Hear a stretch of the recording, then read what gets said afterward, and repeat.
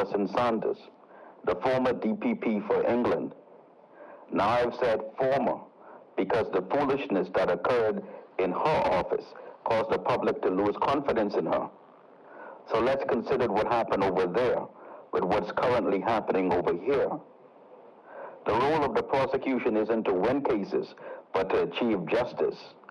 Every defendant has the constitutional right to a fair trial, and under the disclosure rules, all evidence must be given to the defense. The article is captioned, "A Reward for Failure, Controversy over damehood for ex-CPS Chief Alison Sanders," and amongst other things says, Mrs. Sanders was condemned after it emerged that evidence in a number of rape trials had not been shared with defense lawyers, leading to a review of every rape and serious sexual assault case in the UK. As a result, 47 cases were halted. And over here, the Prime Minister, Attorney General, and DPP wasted an estimated $2 million in legal fees to hire foreign QCs and have refused to tell the taxpayers the exact figure. In addition, the DPP over there lost her job because 47 defendants went to jail because her office withheld evidence that would have acquitted them.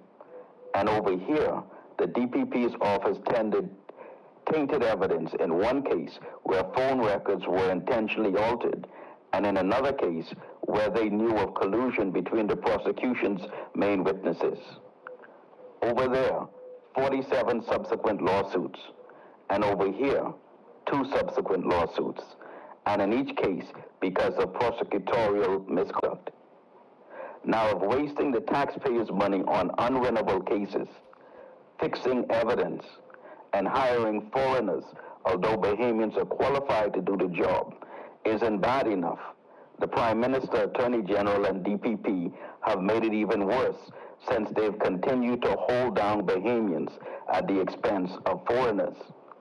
In 2017, the DPP's office employed about 35 Bahamian prosecutors. But 4 years later, about 20 of them have left, leaving only about 15 prosecutors to do the job of 35. The Prime Minister, Attorney General, and DPP told these Bahamian prosecutors that none of them were good enough to get promoted to either Deputy or Assistant Director of Public Prosecutions.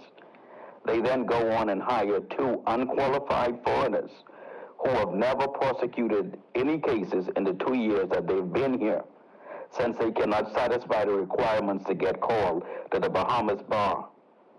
Each of them are paid in excess of over $100,000 a year in total compensation, while Bahamian prosecutors have been denied a salary since the Prime Minister, Attorney General, and DPP took office.